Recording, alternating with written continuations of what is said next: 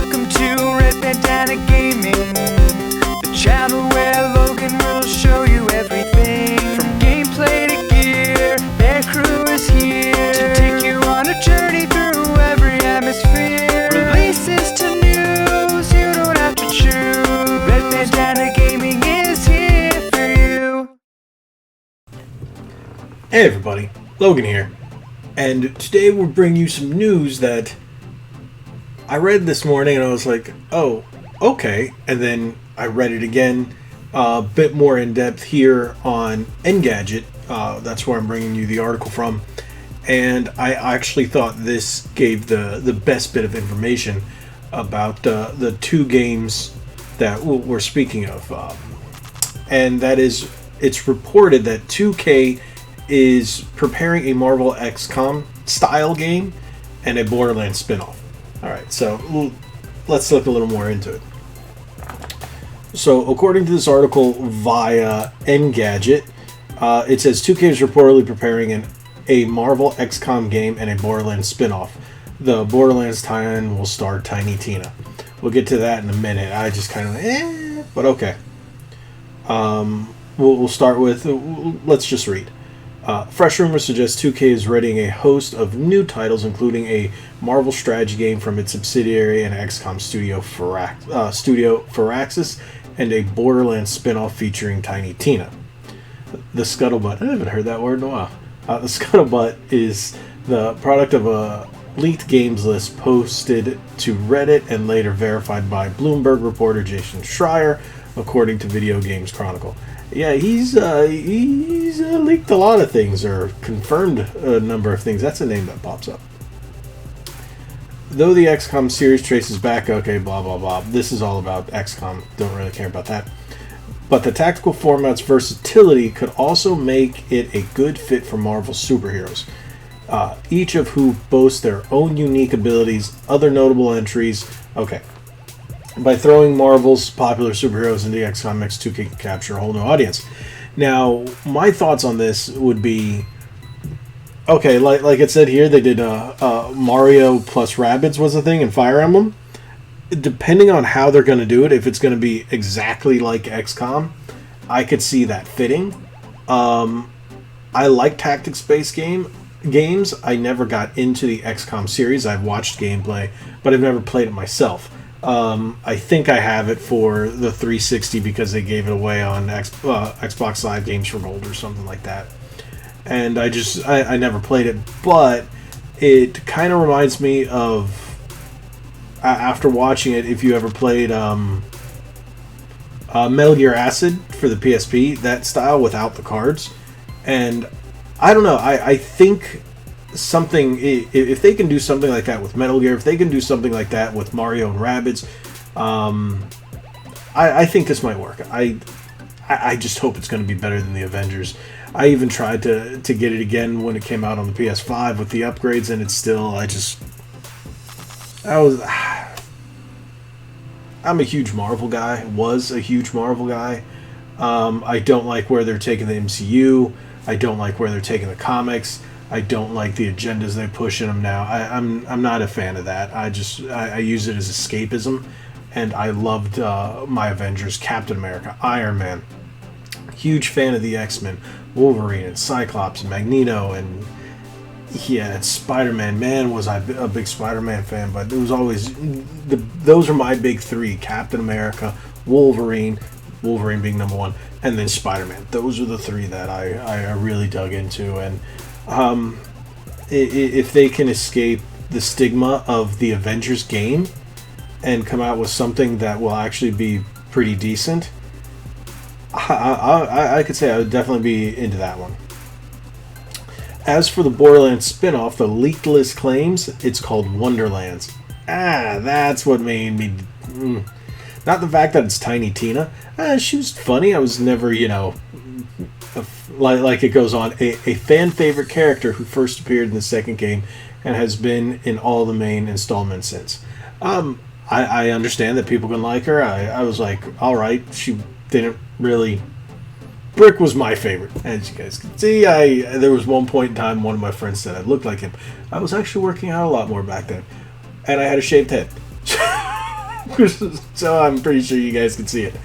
But since then, it just kind of all went. But why don't we get a brick game? Let's get a brick game. Okay. She's also being played. Okay, that's for the movie. Don't really care about that. Well, I care about the movie. It just doesn't pertain to the article. Borderlands developer. This was a little interesting. Borderlands developer Gearbox recently merged with publishing giant Embracer. I haven't heard of them, so how can I embrace that? Okay. An ever-expanding company that has been aggressively snapping up independent studios. At the time of the deal, Gearbox founder Randy Pitchford said he would continue to run the company and work with 2K as a publisher on the Borderlands series. I think that's fine. Yeah, I heard that Gearbox got snatched up, which that was a interesting thing. I didn't see that happening. But Embracer, I read the article. I don't know who they are, but I'm going to definitely look more into this company, so I can definitely understand more about who they are and what they're doing and what games they're putting out. In addition, the leak suggests 2K will publish a new action game described as Cthulhu meets Saints Row. That's going to be pretty cool. Which rumors suggest could hail from Mafia developer Hangar 13. Wasn't a big fan of Mafia, but if it's Cthulhu meets Saints Row is... I love Saints Row. I prefer GTA 5, but I've always been a GTA guy, but Saints Row, I love Saints Row 2 and 3. Reports previously indicated that the studio is working on a new IP believed to be an open-world sci-fi game. Awesome. What all of this has to do with H.P. Lovecraft's monstrous entity, however, is anyone's guess. Don't care. Just set it in the world. It's set it in the world of H.P. Lovecraft. That's it. God, the mind blown. I could see it. I could see all the possibilities. So now, with that being said, let's go back to that. With that being said, I could definitely see, like I was saying about the whole Marvel thing, I think that can be good, and if we can redeem the mess that was the Avengers, that's sad, because I remember playing the demo. I was like, alright, this is cool, but the new Miss Marvel, the little girl, even when I read her comics for the first time, did absolutely nothing for me. I understand there's an audience. I don't know how large of an audience for her character, but hey, I guess there's an audience, and those that love the character got to play as her, and I think that's really cool. I just wanted to play as the actual Avengers. I really wanted to play more as Captain America. I want to play more as Iron Man, even though the Iron Man flight parts kind of felt a little meh. Thor was really good. It's your standard, beat 'em up brawler with Thor, but Hulk was the most fun.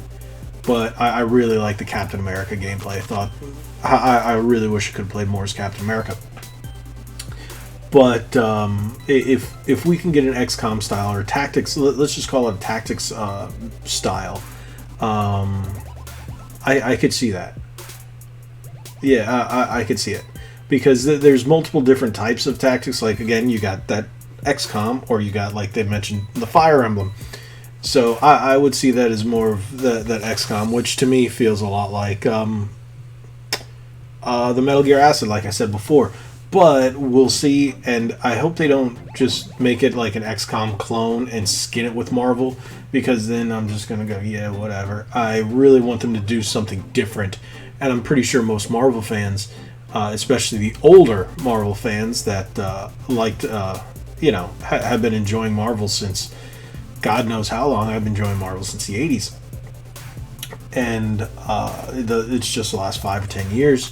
I would say the last 5 years or so that Marvel's really taken a nosedive. And I could say the same thing with DC. I miss having good Superman and Green Lantern books. Those are my favorites. But we're not talking about DC. But we did talk about the Marvel vs. DC possible fighting game. But a lot more rumors came out on that, but nothing solid. I could definitely see this being promising. But as for the Tiny Tina Wonderlands, I don't know. That title just made me go, oh.